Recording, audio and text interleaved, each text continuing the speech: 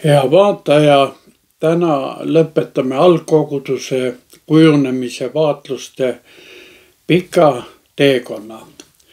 Võtaksin selle teekonna kokku võõrapäraste sõnadega nagu transformatsioon, see on siis muutumine, uuenemine ja fassinatsioon, paeluvus, lummuvus. Koguduslikus elus tähendab uuenemine tavaliselt suurt hulka muutusi, mida on tekitanud erinevad kriisid, muutused väljaspool. Suur hulk struktuurilisi ja sisulisi muutusi on tekkinud sageli võideldes lagunemise ja stagneerumisega. Tulemuseks on uued ja julged algatused, mis eristuvad koguduselu traditsioonilistest vormidest. Piibellikust seisukohast vaadatuna on kõige olulisem uuenemine juba ammu toimunud. See toimus nimelt ülestõusmispäeva varahommikul, kui risti löödud ja surnud issand üles äratati. Viimane sõna ei olnud enam öelda surmal, vaid elul. See oli kõige määravam muutuste protsess, mille Jumal ise algatas. Siit algas inimeste elu muutus lodevusest päästmisele, meeleheitest lootusele, orjusest vabadusele. See oli nelipüha päeval välja vaadatud vaim, mis kogu seda protsessi vahetult juhtis. Tulemusi võisime näha algkristlaste nende koguduste elus. Me ei näe siin võluvat paradiisi, vaid naisi ja mehi, kes mitte ainult ei rääkinud uuenemisest, vaid seda ka südamega kogesid ja välja elasid. On selge, et see ei saanud toimuda ilma usuta ja ilma usalduseta Jumala vaimu juhtimise vastu. Kaasaja suurimaks probleemiks on kõikehõlmav usuline ükskõiksus. Neile, kes seda ei arvesta, tähendab evangelisatsioon külmkappide müümist põhjapoolusel. Iga pastoraalne püüdlus osutub siis tühijooksuks, kui sellel puudub tegelik koht elus. Pettumuse ja sellega seotud energiakao vältimiseks soovitavad eksperdid võtta uut reaalsust tõsiselt.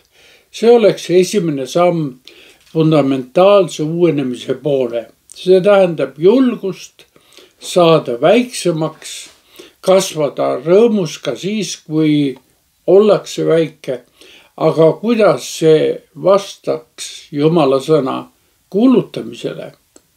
Kas ei räägi issand meile 100-kordsest, 60-kordsest ja isegi väiksest 30-kordsest vilja kandmisest?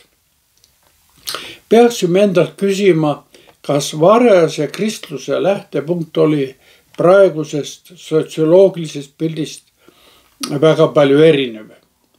Me ei saa öelda, et Kreeka-Rooma antiikmaailm oleks olnud usulises mõttes ükskõikne. Vastupidi, see oli täis kõige erinevamaid kultusi ja rituaale. Aga kuidas on täna? Jumalad, keda täna kummardatakse, ei ela enam Olümposel.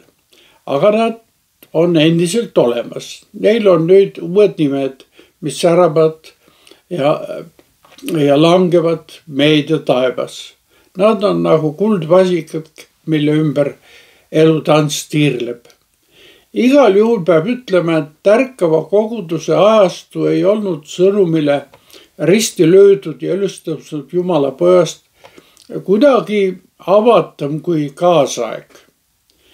Inimesed on alati suhtunud evangeliseerimisse skeptiliselt ja tõrjuvalt ja muidugi ka ükskõikselt, kuid see ei pannud algkogudust oma pead liiva alla peitma ja alla andma.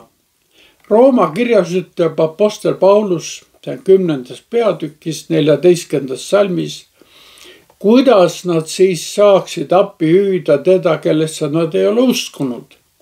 Aga kuidas nad saaksid uskuda sellesse, kellest nad ei ole kuulnud? Kuidas nad saaksid kuulda ilma kuulutajata? Paulus ei kirjelda siin lihtsalt loogilisi tagajärgi, vaid esitab varakristliku koguduse programmi. Ta toonitab, et kõik ristitud on olukorra eest, mis parajasti valitseb, vastutavad. Meil ei ole põhjust kõige olulisem osas oma raskusi ja ebaõnne põhjendustega kuidagi katta ja sellega aega viita. Meie eesmärgiks peaks olema paeluva ja lummava sõnumi jagamine. Just selline paeluvus iseloomustab kõige paremini varakristliku kuulutuse dünaamikat ja edukust. Algusaegade kogudused ei tundnud iseenesest kuidagi ennast kirjeldades kuidagi atraktiivsed ja kutsuvatena, kuid nad elasid oma usku, lootust ja armastust välja sisemise veenduvusega, eluliselt ja võimsalt. See oli üles tõusnud issandast lähtuv elumuutus, lummav ja paeluv protsess, mis püha vaimu väes tänaseni jätkub. Hea vaataja, olemegi jõudnud oma vaatluste lõpule, mis tegelikult võiks olla meie jaoks usuelu uuenemise ja uue paeluvuse alguseks. Olen nende vaatluste teoloogilises osas toetunud Lutserni ülikooli Uue Testamendi eksegeetika professori Robert Warholti ja Hans Küngi vaatlustele. Pühendasin selle uurimuse 140. Eesti baptismi aastapäevale. Kõik vaatluste lingid leiate minu kodulehelt rubriigi alt algkoguduse kujunemisest. Tänan tähelepanu ja kaasaelamise eest. Kohtumisteni.